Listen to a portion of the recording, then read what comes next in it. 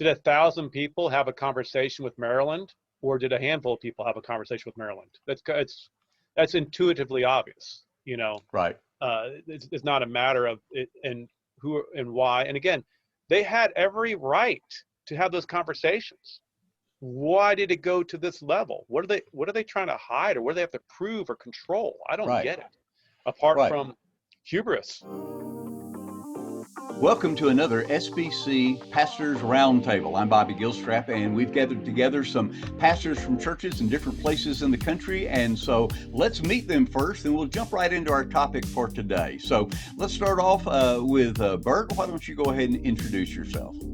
Hi, my name's Bert Spann. I'm a pastor in Middle Tennessee at an established church.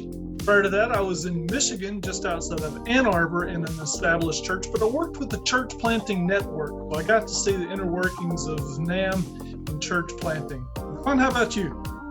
Yeah, my name is Don Elbourne. I'm pastor of Lakeshore Baptist Church, where I've served as pastor for 27 years now. We're on the Mississippi Gulf Coast, right down on the coast. If you go a mile past our church, you'll be knee-deep in the Gulf of Mexico. Jim? I'm Jim Bohrer. I started mission work in Colorado, went to Kentucky, pastored there for 3 years, and went to school. Worked for Billy Graham's Crusade for about a year, and then ended up here. I've been here 22 years in Indiana and Brownsburg. Back to you, Bobby. All right. Thank you, guys. I'm Bobby Gilstrap. I'm the founder of Dynamic Church Ministries, but I have been an SBC church planter and pastor. Been on a little over 40 years in ministry. Was appointed by the North American Mission Board to Michigan to serve as an associational missionary in church planting for about a decade, and then went to the state convention as the executive director. Now I'm in Atlanta, where I was called to help lead a church planting network and work part-time in a foundation. So I continue to work with transitional churches here in Atlanta and around the country. So let's jump into our topic today. Let me start with a couple of quotes. These are some responses about the Supreme Court situation we have with the North American Mission Board having filed a petition against Dr. Will McRaney. And we're not going to try to unpack all of the things that have happened leading up to this point. We want to focus today our discussion on the dynamics, some of the impact of what this may have on our entire Southern Baptist Convention. And in that discussion, I have these two responses from these two attorneys. Oh, let me back up just a second. What I was going to say is we'll put some links down in the description of the video that give you the background if you're not familiar with everything that's happened. So we'll put those in the video description so you can reference that, because we're going to kind of jump in the deep end as we do this. So now, in response to all that's happened, these two attorneys have made these quotes. First, one attorney said this: NAMB's brief was a relentless attack on the autonomy of SBC entities. Another attorney wrote this: what does the average pastor, or excuse me, the average Baptist pastor think of this nonsense? It cannot be good for the denomination for Ezel to continue this crusade. So you guys are average pastors. Let me just throw it out to you. Let's just start with what you guys think of this ongoing kind of chaos that's happening, but NAMB has now petitioned the Supreme Court. What do you think? I would just say the average pastor probably doesn't even know what's going on. To be honest. Okay. This would probably be a surprise to most pastors that NAMB and the Supreme Court are even used in the same sentence. Okay. Yeah, actually, Bobby, let me build upon what Bert just said. And unfortunately, not only the case itself, I've found in my experience, a lot of even pastors don't really understand the importance of our Baptist autonomy, both on the church level and on the association, state, and the national level. So if I can speak to that just real briefly, Bobby, why that's important, not just the practical, and I think that's where we'll spend most of the time, but even theological. That is a Baptist principle that is extremely important, that we as Baptists believe that there is no authority outside of the local church. The authority is inside the church, which is Christ is the head of the church. And I say that as a lifelong Southern Baptist, even though I spent a couple of years in independent Baptist circles, and my independent Baptist friends say, well, I would never be a Southern Baptist because I'm not going to let somebody in Nashville tell us what to do. And I'm like, that's not how the Southern Baptist Convention works. We're autonomous. And even in our association, state convention, and our entities and the Southern Baptist Convention, each one of those are autonomous. It's not a hierarchy, and that is by design, and there's a theological reason for that. And so for us to jeopardize that and lose that, not only on a practical level that we'll talk about, I'm sure, Bobby, before we're done, but on even a theological level, this is an extremely important issue. And unfortunately, a lot of Baptists don't understand that. I think we've lost and I was going to say, let's come back to that, because that is kind of one of the arguments that is being put out there to try to defend North American Mission Board at this point. Jim, your thoughts about what kind of the average pastor might respond to this? But I think that it could be esoteric at first, because it's just a court case. But as they think about our Baptist faith and message and the autonomy of the local church, if they have that clarified, that we are now moving beyond that to a hierarchical system based upon the statement. If this becomes a court case that NAMB wins, legally, every church, every institution then would come under the auspices of either executive committee or NAMB. And what's interesting is that this is a court case that went forward about a jockeying for power and control over an association or a state convention. But in the meantime, we have the other argument from the NAMB and from SBC as at large saying we can't talk about sex offenders. We can't hold churches accountable that have sex offenders because we're all autonomous. So what is it? Is it that NAMB has power over every church and can deal with churches that have sex offenders in it and are going to be responsible and sued for that? Or are we all autonomous and we all work together cooperatively? Which is going to be? Right. Well, and let me ask you this. Do you think the majority of your church members, let's move away from just those who are in ministry, but your church members understand that Southern Baptists are significantly different than, the Methodists, the Lutheran, the Presbyterian, the Catholics? The majority of your church members, or maybe not even just yours, but other church members in the SBC, do they get that? I believe they do. Well, yeah. Well, mine do, because I talk about it so much. But I feel like I'm probably a little bit unique on that, and our folks kind of probably get tired of me talking about it so much. But is that generally talked about convention-wide? It doesn't seem like it. I think there's a lot of misunderstanding about this issue.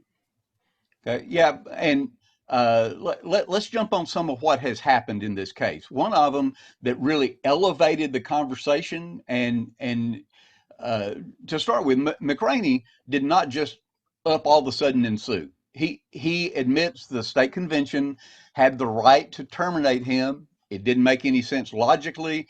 His last review had been just a hands down, boy, you're doing a great job, et cetera, in his review.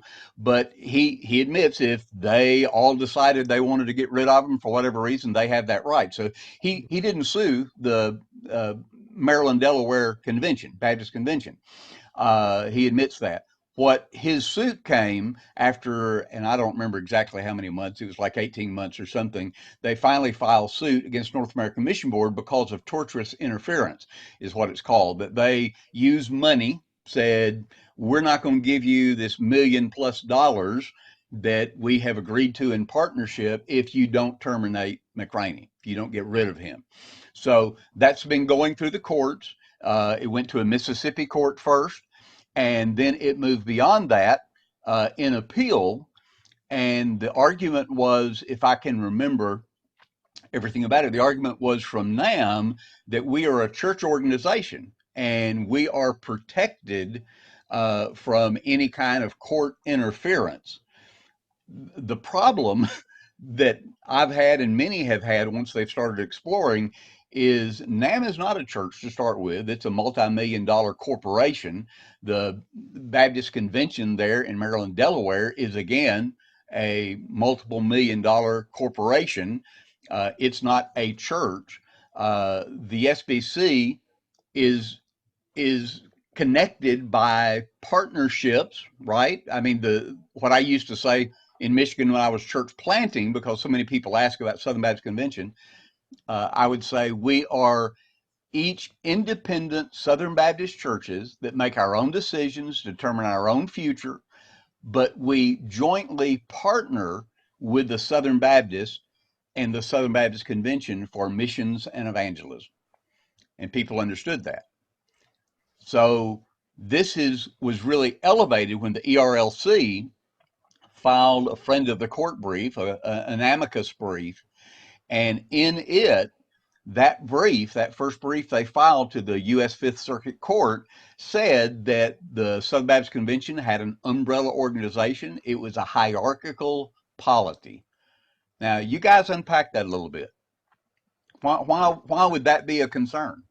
Well, I know our state convention responded to that and said, "Hey, that was wrong." I remember Tennessee did. Your director, Randy Davis. Right. Okay. He came out and made a public statement saying, "Hey, that's not correct." But it's kind of like trying to put a sleeping bag back in that packaging it came in. You can get most of it undone, but there's still parts of it poking out. And so now that has been stated by someone in leadership, a Southern Baptist position, you're not going to fully get that statement retracted. Well, and the truth of the matter is the court documents, you can't just remove the court documents once it's filed. So right, there needs to be a defeat of that in order for it to be kind of expunged as a possible way of looking at it. That's a very, we don't have a pope, but you're going to have a pope if this goes through. This does not get stopped. We have a pope. You have one person who gets elected to presidency or becomes exec committee or North Mission Board president, and that person then can dictate whatever they want and be very, very judicious and understanding. Like, let's be honest, NAMB could have had influence in the Maryland situation and shared it. And all that had to be said by NAMB was, yeah, we had influence. We gave ultimatums for money, which is money that we have purview over. So they could have said that, but instead they went this route. And I can guarantee it came from a lawyer. It wasn't from a theological person sitting there talking about it. The lawyer said, this is a great tack that we can claim, because they're going to think like, they're probably not Southern Baptist lawyers. They're probably just thinking like, oh, it's a regular Catholic or Methodist or Presbyterian denomination. So we'll just argue that way because that's our template. And instead of correcting it or backing off of it as NAMB, they didn't correct it. And that's very concerning to me, that either they don't know the theology, so why are they in that position, right? Or they don't like the polity and they want to change it de facto. So and just to clarify, the amicus brief was filed by the ERLC along with several others.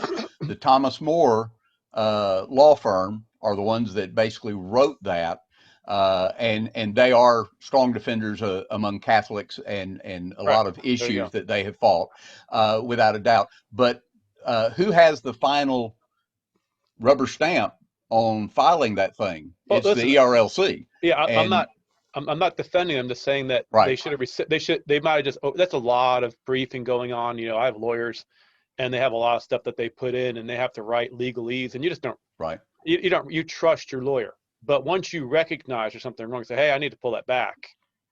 Why hasn't the ERLC or NAMB said we need to pull back on this and get back to our doctrine, our Baptist faith and message, and stay on point there rather than contradict our doctrine?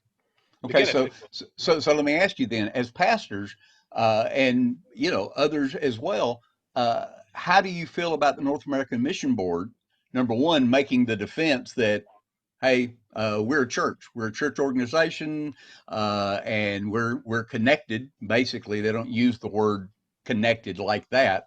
There's, as you said, legalese. But how do you feel about the the North American Mission Board making that kind of argument initially, and then the ERLC coming alongside to support that argument? I mean, you guys have used the term theological, et just cetera. thinks of deception, because there's so many places this could have been made right. There's places that statements could have been made, amendments could have been made, court documents to say, hey, hang on, time out, we messed this up. Nobody has stepped in. To me, that is highly deceptive, because what this is essentially doing is it is changing Southern Baptist polity without the 2 annual meetings of votes for constitutional change. The courts are now allowing, or potentially allowing, a change that should take the entire body of Southern Baptists 2 years to push through. If we as a body said, hey, let's go ahead and just elect us a pope and put him in charge. Well, and to be clear, whatever happens at the Supreme Court is not going to change the Constitution and the bylaws of the SBC. No, but it what changes happens the ways is, we're viewed in court. That's what I was going to say. It sets a precedent, especially at that level. Even the Fifth Circuit Court decision, the U.S. Fifth Circuit Court, that set a precedent. And there were things, we talked about this a little bit before we started recording, there were things that were presented initially by the North American Mission Board in that court hearing, and that is available online. I mean, you can listen to it. The U.S. Fifth Circuit Court publishes those arguments. And one of the justices asked the attorney for McRaney about the board. They're trying to, in their mind, from the justices' perspective, the justices were trying to see, well, how connected are you? Is this really a religious organization where everybody in it are ministers, et cetera, et cetera? So you mean NAMB? You mean NAMB? Yeah, NAMB. I'm sorry. Yeah, NAMB. And so one of the justices asked the attorney for McRaney if, the board of the North American Mission Board were all ministers, if that trustee board were all ministers. And this is kind of like a David and Goliath, that one attorney against the panel of attorneys that North American Mission Board showed up with. And in his nervousness, he responded, well, yes, they're all ministers. Well, that was incorrect. And when he looked at it later and remembered, he realized that he'd made an incorrect statement. So the attorney for McRaney filed, and I don't remember the legal term, but it's a correction to the record. Basically, it's a legal thing that he files to say, hey, I made a mistake. I need to correct the record before the justices make a ruling. But to correct the record, you have to have agreement of both sides, right?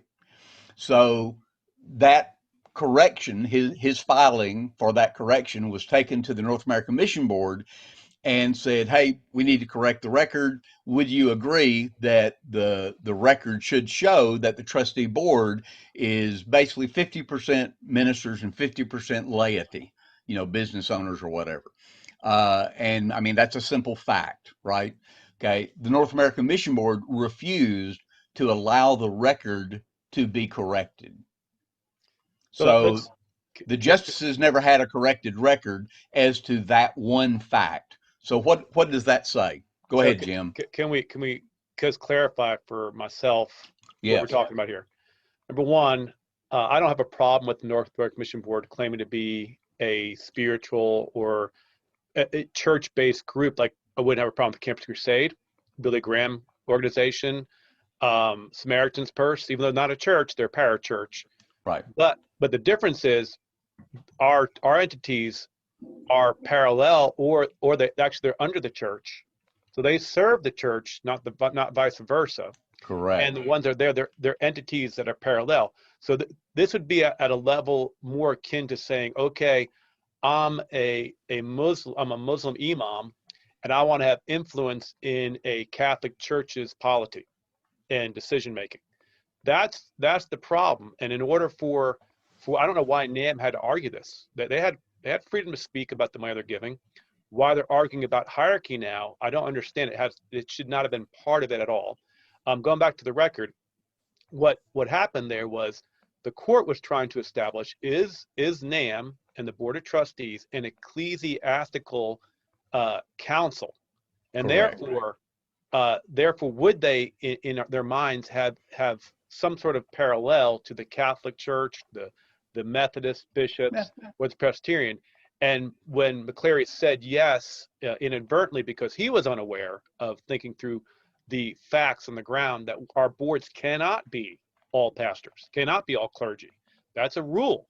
And so what NAMB is trying to do is to maintain the idea that they are an ecclesiastical board, not merely a trustee board or oversight board. That's another concern I have, that now they're making trustees ecclesiastical councils. They get to decide our doctrine, and what's going on? Yeah. I don't understand that.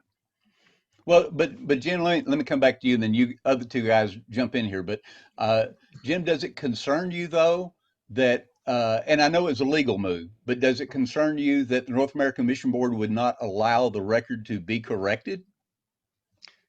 Well, first up, the lawyer, by nature of their job, is going to want to maintain any record that feeds or will help win their client's side. Now, the client, which is the North American Board, and I would say by default the president of the North American Board, not a mass of people unknown. We know who these people are. They're a handful of people. They need to step up to the plate and obey and abide by our Constitution and our polity and our Baptist faith and message. If they cannot, go to a different denomination where you can be a pope, where you can be a presbyter, where you can be a bishop. Go there, but do not try to make our denomination a different type of being, a different type of entity. Okay, but going back to my question, is that concerning then to you that they would not let their attorneys make that correction to the record so that the facts would be straight? Okay, so Jim, that's concerning. Okay, other, Bert or Don, what are your thoughts?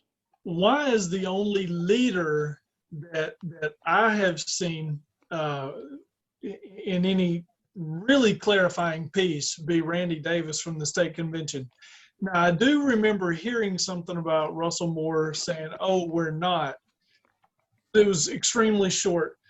Were all the other leaders in the convention, other entities, beating the drum saying, hey, hang on, that's not our opinion. That's not what we're teaching at this seminary. That's our seminary says the local church is where the decisions are made. We're the other guys. Who can afford the lawyers? Do you want to go against a full slate of lawyers from the national board that has millions of dollars? You know how much money it costs to retain lawyers as well as put lawyers there? It would, and that's true if you're trying to take legal action. But if I hear Bert right, I think what you're saying is, why did we not hear publicly anybody? Because Randy Davis, he didn't employ lawyers to make a statement and to oppose the RLC. State paper. Right, and it was published. But we didn't hear from a lot of the other state leaders or entity leaders, whatever. Is that what your point, Bert? Well, can I give you a kind of just, Occam's razor type thing? Okay. If funding's an issue, and if you push back on the funding, and you have to deal with being blacklisted, and having a pressure put on you, and then if you push back, then they'll be glad to sue you and countersue, even though it's very clear in our doctrine, the whole argument is not appropriate for our denomination that's being made right now before the Supreme Court. It's inappropriate. It's something that we shouldn't say. So do you want to risk funding? Do you want to risk friendships? And I'm not saying it's right. I'm saying these are the questions who will stand?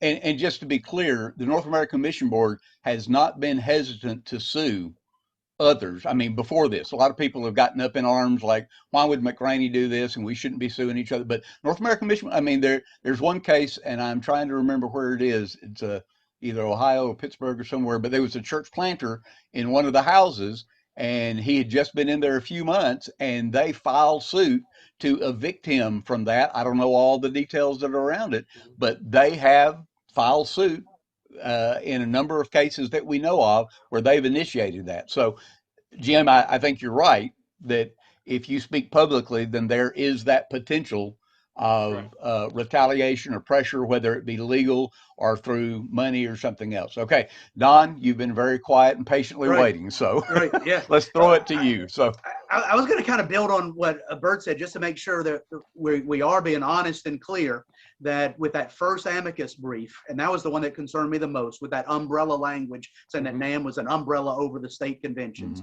That was extremely troubling. Now, ERLC did come back and have a press release saying that it was a faux pas, that it was because we outsourced it and blah, blah, blah. yeah, we didn't take the time. But they didn't change the amicus brief as far as I understand it. Right. But and so I was just wanting to be clear on that. But then with that said, for them letting it go, they were not, this was not a blog post. This was not a tweet. This was an amicus brief filed in a federal court case. Absolutely. And Bobby, guys, and people that know me know that I'm very gracious. I give people the benefit of the doubt and everything. But with that umbrella language, somebody should have been fired at the ERLC, because they signed that and put it on a federal court case. And you can say all day long that the Thomas More Foundation or whatever they aren't Baptist and they don't understand it, but you signed it. And this is not a peripheral issue. Autonomy is not a peripheral Southern Baptist issue. I mean, that is at the core of who we are. And to miss that, somebody's head should have rolled. You know, and that's coming from the nice guy. Okay, Don, it's not like we have like a book of catechism where we have 1,000 different doctrines. We got about 20, so it's not hard to pick up. Oh, we're in violation of one of the doctrines that we have. Of all the few things that we say, unite us and also bind us. Exactly. But the few things we got this one totally 180. How do you miss that? That's concerns me. Guys, a couple of years ago, I was coaching a basketball team, and there were a couple of players that didn't like me as the coach. And before the game, two of the players went to the opponents and said, "Here's our coach's strategy." They gave away how we were going to play the game. It irked me to no end. Those two kids sat on the bench the last game of the season until halftime. My question is, if our NAMB leaders and RLC are essentially playing or pulling in rules from another Catholic's method, why are our other leaders not standing up and screaming, "That's not how we play the game. That's not how we do things as Southern Baptists. Right. That's not what we teach in our schools." Correct. Okay. That's my question, is where are all the other papers, and why did I not see this in my Southwestern Baptist Theological Alumni magazine? Okay, let me ask you a question, because you guys are kind of all over this, but who represents Southern Baptists between our annual meeting convention? When we're convened for 2 days a year, who represents us the rest of the time? The EC, isn't it? Yep, the executive committee. Okay, so what have you heard from the executive committee related to all these things? Where would we hear from them other than the Baptist Press?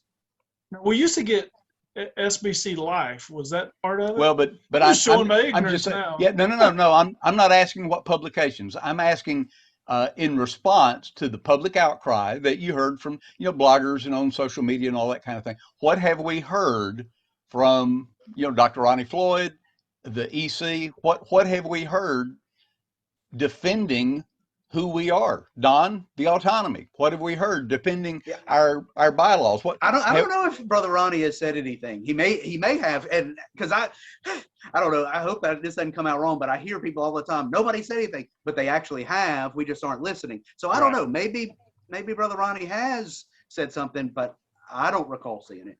Well, here's the question: if NAMB thinks they have the authority to tell Maryland how to handle things, then why can't the exec committee say, hey, straighten up, NAMB, straighten up, Kevin, come on back in, come back into the fold, Kevin.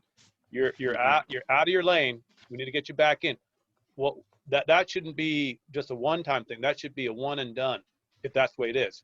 But the NAMB is acting as an autonomous group, yet then claiming that they have hierarchy over another autonomous group. And all the autonomous groups are not responding to the situation in the way that we'd like to see it happen. That's what we see going on. Well, have you guys heard what they talk about, the 11th commandment? Yeah. Okay, so SBC entity leaders and others often, they'll be referred to as, yeah, that's part of the 11th commandment. The 11th commandment is you don't talk about another entity leader, you don't talk about another SBC, person, you just don't go public with that. Maybe behind the scenes, maybe they're, smoking. Yeah, I'd say smoking rooms, but the smoking room, the back room discussions. Okay, and there are lots of those. I just know there are. I've seen some of them personally, but in something like this, shouldn't there have been an amicus brief or something filed on behalf of the Southern Baptist Convention to say, no, we don't have an umbrella organization. No, we don't have a hierarchy. No, let's correct that, because here's the deal. Once an amicus brief is filed, and that's in the record in the U.S. Fifth Circuit Court, and then the second amicus brief by the ERLC filed to the Supreme Court, those cannot be withdrawn. You can file another amicus brief, but the court has that. Well, when that was delivered to the Fifth Circuit, when that was delivered to the justices of the Supreme Court, all that stuff's in the record. But nobody has said that anybody has filed an amicus brief defending it. Go ahead, Jim. Well, Bobby, so an amicus brief would be in alignment with whatever side, plaintiff or defendant. Right. So it would not be an amicus brief for with NAMB right now or with the ERLC. You'd have to have the EC, the executive committee, come alongside of the convention leader of Maryland, and file an amicus brief with him. So then you'd have to have the EC file an amicus brief on the other side of where ERLC and NAMB is. That would be equally problematic in my mind right now. Okay, why is that problematic? To stand up for what actually is as far as truth.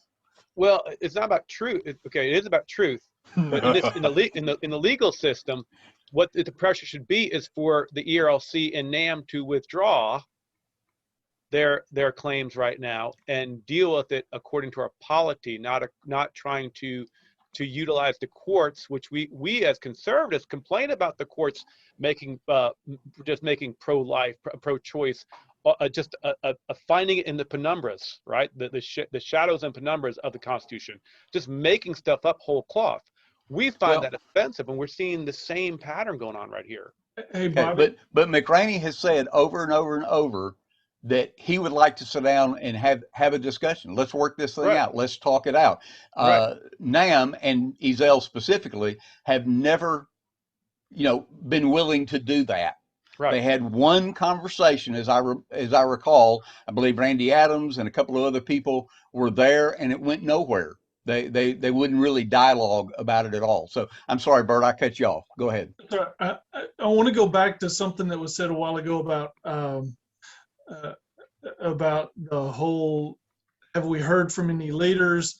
I'm looking at Ronnie Floyd's email today. I got it this morning whenever I woke up and checked emails today. Okay. And he's addressing the Southern Baptist people on his email list. Okay. And the second thing he wants us to do is develop healthy relationships collectively. Quote, when we are not being filled with the Holy Spirit and operating with the power of God, dividing walls are built between us and celebrated. When our relationship with God is right, most, if not all of our relationships with others will be healthy. The challenge before us is how our world is to be filled with groups who identify with one another or around an idea or a cause. While this is certainly not new, it is not the way forward together, end quote, and it goes on. What bothers me about that is it's basically saying, if you disagree with something coming out of here, you're being a problem child. You're not filled with the Holy Spirit. So you feel like he's shaming those who don't agree with him? We're spiritual abusing. I do. I think it's speaking down, saying, listen, if you're causing an uproar in the convention, you need to check yourself. And my guess is he would probably pull his hair out knowing that we're having a group like this meet to talk about these issues. I'll send him a link. I don't okay, know, Don, no, I get it. This is not the first time I've gotten this message from him. Right. Okay, so other guys, Don and then Jim, you know, I mean, what are you thinking? Well, it is. I mean, in Brother Ronnie's defense, I mean, that is part of his. He's wanting to hold things together, right? And I understand that, and I don't want to change the subject, but just in the big general issue of voicing complaints and saying things as a pastor, and that's what we're here as pastors. As a pastor, it's a hard balance to want to continue to tell our churches, hey, we're Southern Baptists, we're doing these things together, we want to do this, and at the same time speak against issues that we're very concerned about, without our church members saying, well, then why are we in this? Why don't we just walk away? And so I think we have to be careful with that.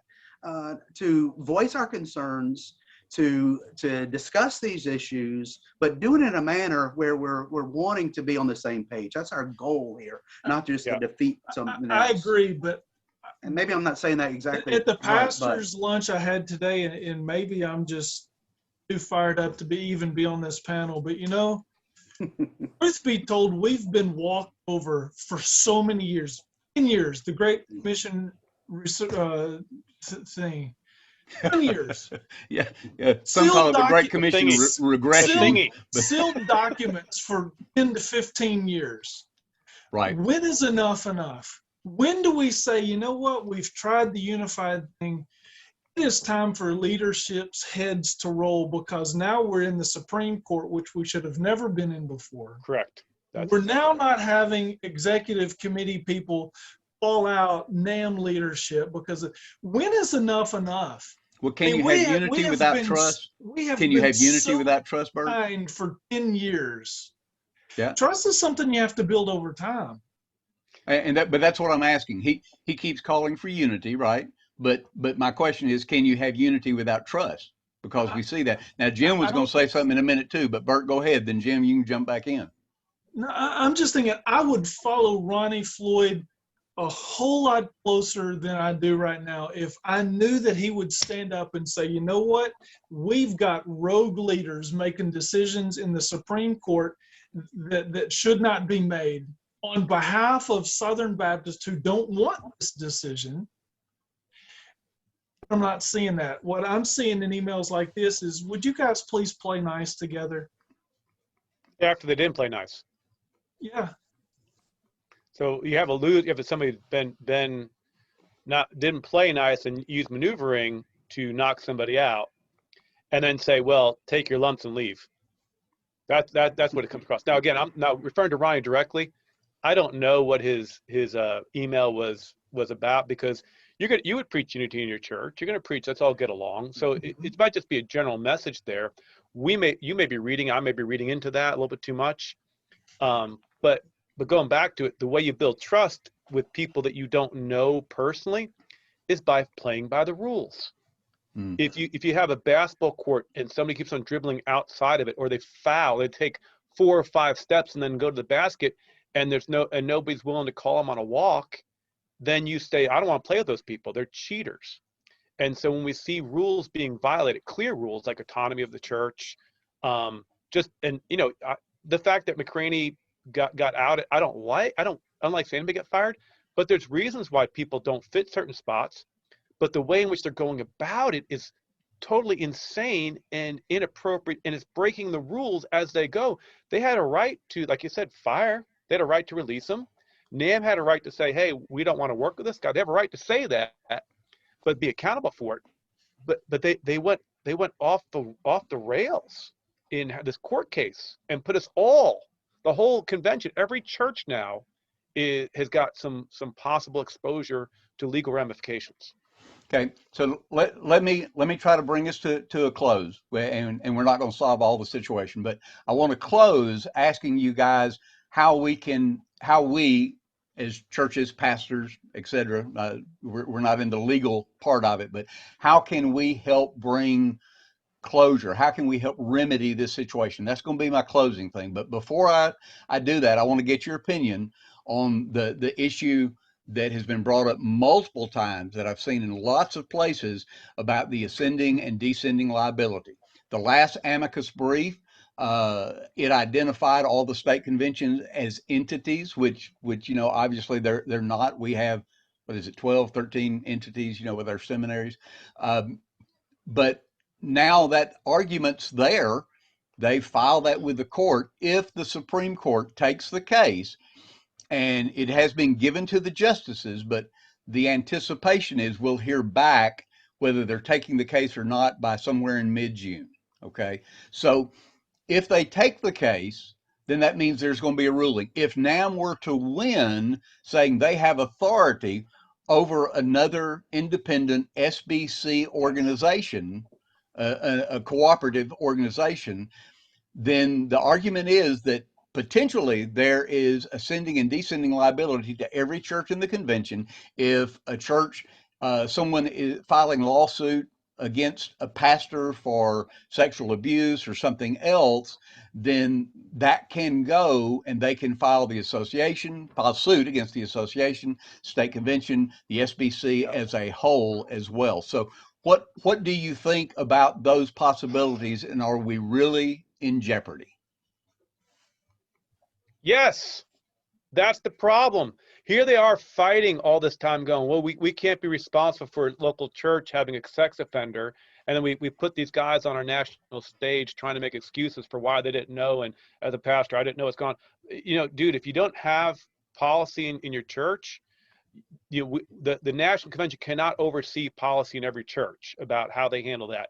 So then all of a sudden, now all the mission money we have given for missionaries is now exposed to lawsuits that go multi-million dollars. How much money we spend on North American Mission Board missions? $69 million a year? How much? And yeah, I think the planting budget was 69. I think so you can wipe that out with two lawsuits, if not one, right? And exposure that way. This is the problem, that all the giving that we have will now go to fund lawyers and lawsuits. And God bless the people get abused. Those people who are abused need to have a voice. They need to have a response to it. Yeah. But the idea that there's this, the convention thing, we're not responsible for them, but now we want to be responsible for as hierarchy. You're fighting both ends in the middle. What is going on?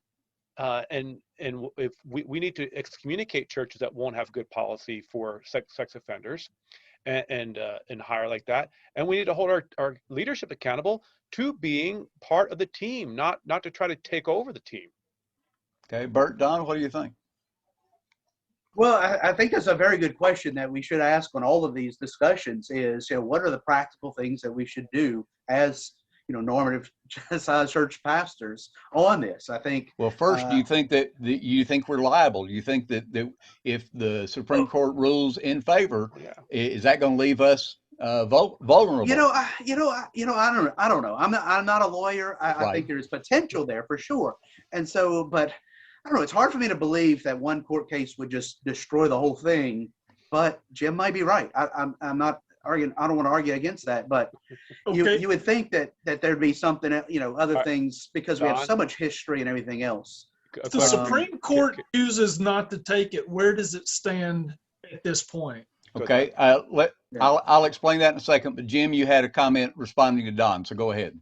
Don, I appreciate your graciousness there, but I'm going to push back on this one question. Mm-hmm. When it's a nonsensical argument, it's against our polity, and it could lead even 10% to exposure at the level I'm talking about. Right? Are you willing to take that chance? Oh no, absolutely not. So I mean, why? So that's not what I was saying. Yeah. Why would we even support anybody, and why would we not say, listen, dude, brother, you may be a fine Christian, might be a fine pastor.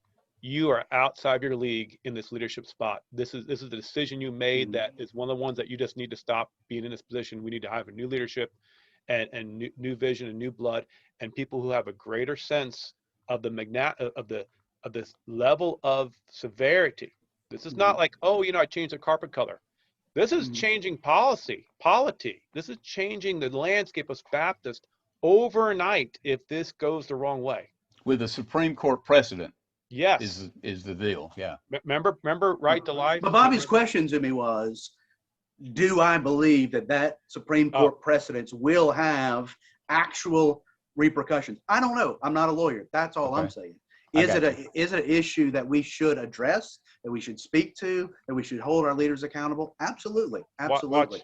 Watch the Roe v. Wade story, how that came about. Oh, it's not going to happen. It's not going to happen. Then it happened. And what happened? How quick did it change? Right. And that's why I'm not saying that we shouldn't say anything about it. Don't hear me say that at all. Right. Because and because that's where I was going to go with that is, what should we be doing? We should be, at the risk of sounding cliche-ish, praying first and educating our people. That's our responsibility. And like I said earlier, it's something that I talk about in our church all the time, is why we do what we do. And autonomy is one of our foundational issues. And then beyond that, what are the actual concrete things that we're to do, that we can do? I don't know. There's probably a whole long list of things, including roundtables like this, emails to appropriate people, saying things at the convention. If I understand the mechanism of the convention right, a motion could be made that the North American Mission Board report on this. Bobby, I think that somebody should, stand up, maybe not you or Will particularly, but somebody in that behalf say, that they should be held accountable. And if somebody makes a motion on the floor of the convention asking a question to one of the entities, they have to report it next year in the book of reports. And so I think those kind of things could happen. So there's a lot of issues that can take place. Well, they could rule it out of order. No, well, they can refer it. You have to word it right. You have to word it right. And they can rule it out of order. You can't tell them to do something, but you can word it so that they refer it to them. And then if it refers to the entity, then they have to come back and report on it. Yeah, that's when you consult with a professional parliamentarian to make sure that it's worded correctly. Right. Yeah, that's right. Okay, back to Bert's question. If the Supreme Court denies to take it, what happens? Well, then it goes back to the court that it originated with in Mississippi, and then it's open then for depositions, calling witnesses, subpoena, are put out there for documents and all those kind of things from both sides. So, I remember interviewing Mike Stone, and he wasn't really excited about all this. Of course, he's been the EC chairman, and my personal opinion, he probably had opportunity to do more than what was done at the EC, but not getting into that. But he made a great comment. He said, "I think it needs to be litigated out, and let's find out the truth." It's not an exact quote, but that's basically, hey, look, we need to know what actually has happened, which means at this point that if the Supreme Court would just go ahead and drop that, let it go back to be litigated out, the original case, in other words, and let's call Kevin Ezell, let's call these other guys that he's making accusations. Let's call the CFO. Let's get the testimonies under perjury as a consequence if you don't tell the truth, kind of a thing, and let's find out what really happened, and I personally want to see that too, because Jim, we don't have time to unpack it, but you said there's a small group of people that are kind of controlling things, and if that's the case, then that would be revealed, to some extent, especially related to the North American Mission Board. Real quick, Bobby, it's simple as this: did 1,000 people have a conversation with Maryland, or did a handful of people have a conversation with Maryland? That's intuitively obvious, Right. It's not a matter of it and who and why. And again, they had every right to have those conversations. Why did it go to this level? What are they trying to hide, or what do they have to prove or control? I don't get it. Apart from hubris, I don't get it. Well, and the hubris is probably the key thing. But the accusation is, hey, look, there was torturous interference, even to the point of Dr.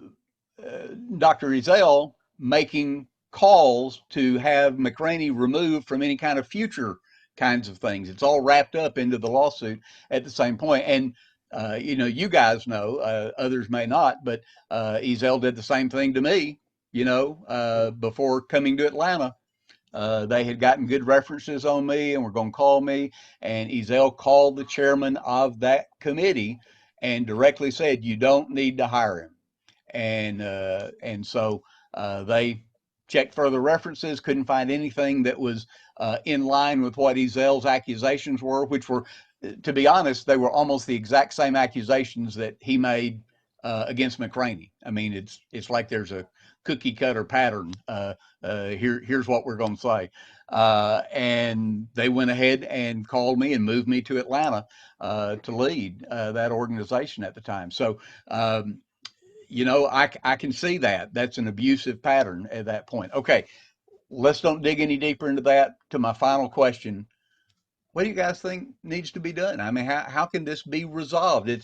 It's in the court's hands as far as Supreme Court. We can't change that. But as far as we're concerned in Southern Baptist churches, what do we need to do? And that wraps it up for us. Thank you for joining us today. I know it's a tough question, but what do you guys think we need to do as far as churches, as pastors? How do we need to try to resolve it? Demand transparency. Demand that the GCR notes be released. What in the world? 10 years now, another 5 years? I didn't know this until this. It didn't click in my mind. So I mean, think about it. What do they think they're doing? They are supposed to be Great Commission report, right? Right? Yeah, it's supposed to be, yeah. They won't report, and they're making decisions based upon stuff they talked about. We don't know what they talked about and what decisions they made. And now they went from reporting to enacting stuff that this is like the healthcare plan that Obama had. We have to vote on it before reading it to know what's in it.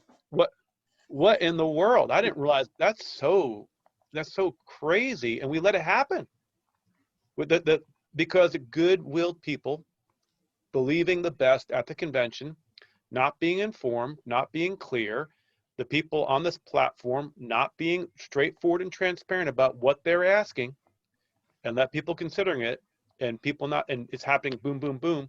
It's happened now for over 10 years. What company would not have fired every president, vice president, and manager that was pulling that? What meeting, what annual meeting would not have called for a total recall of those people? Well, and in reality, kind of what you're saying, Jim, is what is in that record that is being kept secretive that led to this kind of an implementation, that led to going to North. Well, it's like Ezel said, he was on a podcast with Jimmy Scroggins, their church podcast, and he kind of jokingly laughed and said, "Well, when I went to NAMB, I had to blow it all up." Really? And that basically happened in his first weeks there. I mean, what was it, 150 people or something that were fired or laid off, forced into retirement, or maybe it's 125 something. Anyway, it was a huge number at that point. What is in those documents that are being kept secretive that said, yeah, this is what you need to do to implement? Take people who have 15, 20, 30 years of denominational service trying to help the 47,000 churches, all the churches out there, and now we just release them and start removing, the evangelism department, all those people are going, and, everything else that happened in the GCR.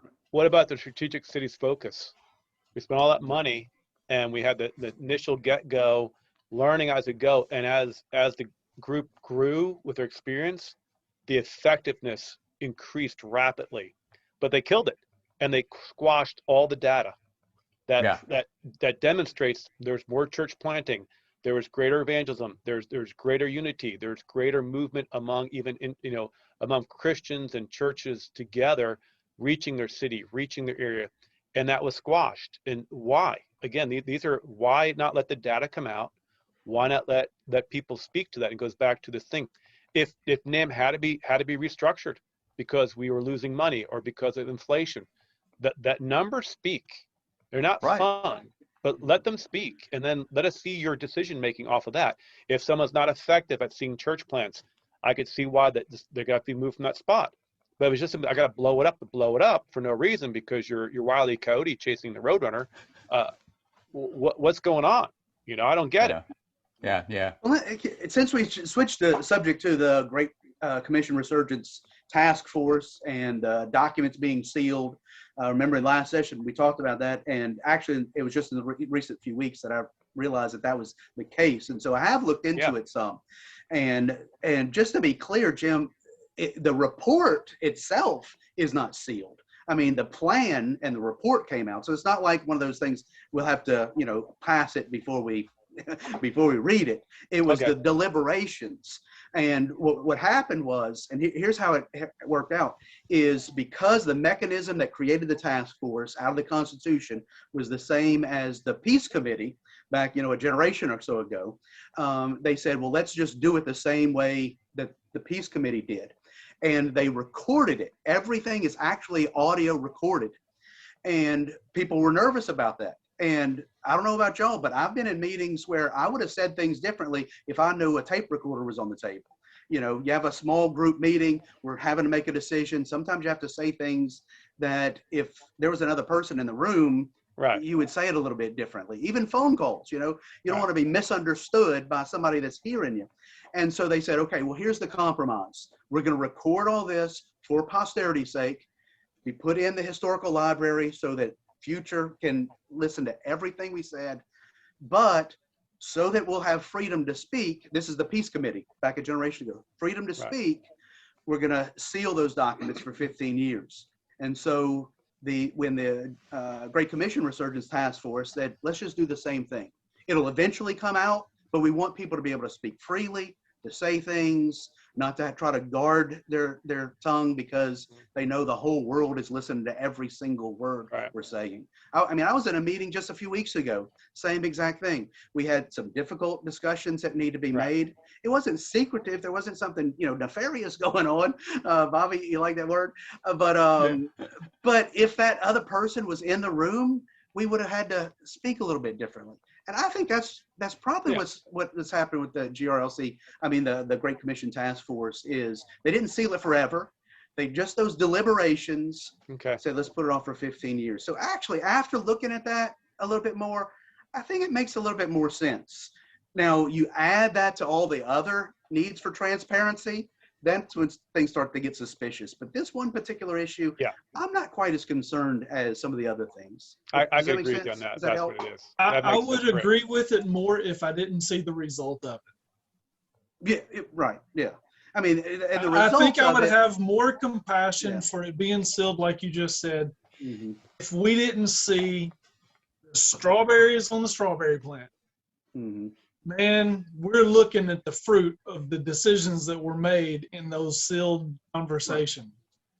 Well, we saw the whole report, and I mean that was out in the open. It was widely discussed, and it was controversial at the time. Probably not nearly as controversial as I realized at the time, because I've tried to keep up with stuff a long time. But back 10 years ago, I was still recovering from Hurricane Katrina. But and so I didn't keep up with it quite as much, but a little bit. And I didn't realize how controversial it was. I thought that it was basically that just we were end around the CP, and that was my concern. I didn't really realize all these partnership things how until later. How that all was working out. I thought it was just an end around CP, and that's why I was against it at the time. Well, and that's part of the concern at this point is what is in there that has pushed to totally stop partnering, or the attempt to totally stop partnering with all of your state conventions, to totally stop partnering with your associations, to stop partnering except for, you know, with a select few churches as such, as it seems. What has caused this to try to nationalize church planting among Southern Baptists and remove it from the local field? Right. I mean, that's a big issue. DNA that was in the seeds that are sealed up is bearing fruit in a convention that is now struggling over whether we are top down or not. Right. That's the fruit, logical step step by step by step, to the point where we are in almost ripe fruit mode of completely dismantling who we are as Southern Baptists. Okay, so as SBC subsidiarity. churches, SBC pastors, what is our call to action? What do we do? What do we call for? How do we? I mean, Jim, you used the word transparency again. We've seen that come up over and over and over. But what is a call to action for us? What are our steps? Storm the Bastille. Take the ship. Well, let's think logically. What are the possibilities? We can have a discussion as a convention and kind of bring back some normalcy to how we worked before with some cooperation. I understand that money's tight and stuff, so you have to cut some things. I saw that when we had the GCR, that they were going to end a lot of the associational missionaries for much smaller associations that can't afford to match funds. And that's just a reality. If you're going to put more money into the bucket of church planning, you can't have as much to supply director of missions overall. So, I mean, I saw some of that stuff, but the way it's going has changed. So if it's not going to be changed by people voting in the convention or leadership changing kind of their methodology, there's going to be a lot of people voting with their feet and walking out. They're going to become, we're independent churches, and you're going to tell independent churches you're now under a hierarchy. They're going to say, we're independent, sayonara, and you lose all that funding, lose all that cooperation. You're going to see an exodus if this continues this way. And I think they're going for the 80-20 rule, the Pareto principle. Well, 80% of the funds, 80% of the work comes from 20% of the people. Yes, but if you basically have an exodus of 1,000 churches, you still have 80-20 rule, but you have less, and they're less effective and it just happens. I mean, the 80-20 rule doesn't change by getting the 20% great people. If you get rid of the 80%, you get the Pareto principle then with that last 20%, and then gets into it. They don't understand the principle then if they think that's what they're doing. I don't know, but I've seen companies do that. We've already lost over 5,000 churches. I think it is 5,600 something churches since 2007 that have gone out the door. Now that's obviously not just over the Supreme Court, controversy and all that's happened. That's just in recent years, but because of ERLC issues, because of these amicus briefs, because of other things that have been happening since 2007, literally over 5,000 churches have withdrawn from the SBC. That's 10%. I mean, is that not a big enough number to throw up your hands and go, hey, wait a minute, we got to see what's happening here, especially since the GCRs happened. So what I am putting together from your responses to that question is we're not real sure what we need to do as pastors. Is there what would the mechanism? What would it look like to call at the convention for a reassessment of that plan, of the Great Commission Resurgence Plan? It's been 10 years now. Should we, is there a mechanism to say, hey, this needs to be reassessed and go back to the drawing board and come out with another plan, a different plan? I don't know how that exactly works, how that could work.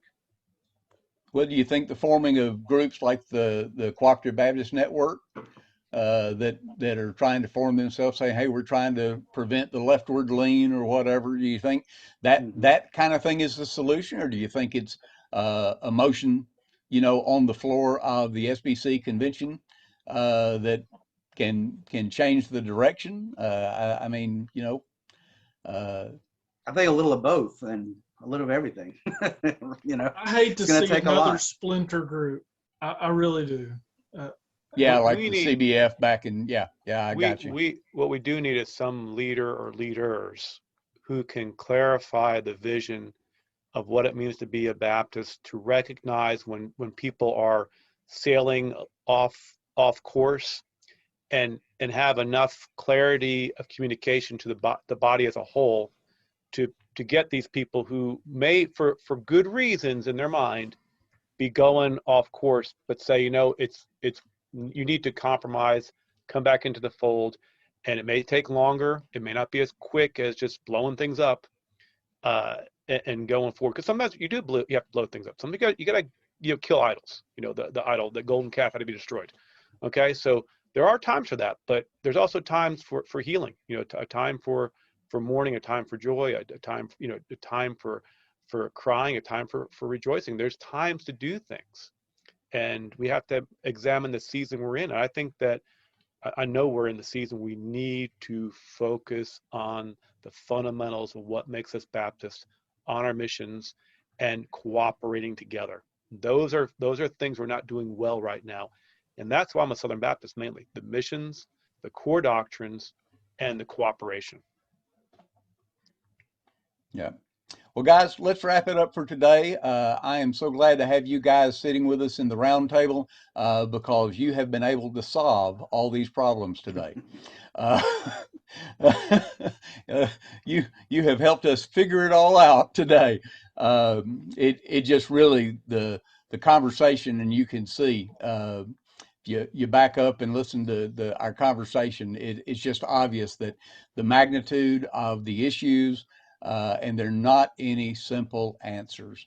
But Jim, I guess I would concur with you. We need leadership that can lead with clarity, can lead clearly, that can help us rebuild trust across the board. There are so many bridges that have been blown up, I think, that have, if not totally destroyed, they've greatly fractured the trust that most of our Southern Baptist churches now have.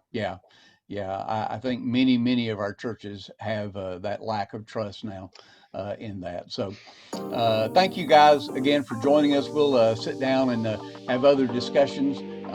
And we really haven't solved all these problems, but I thank you for helping us flesh out some of the thoughts and some of the issues that are there at our roundtable today. So for our SBC Pastors Roundtable, I'm Bobby Gilstrap. We hope that you'll join us again as we meet together again to discuss other topics in the future. We hope you'll join us then.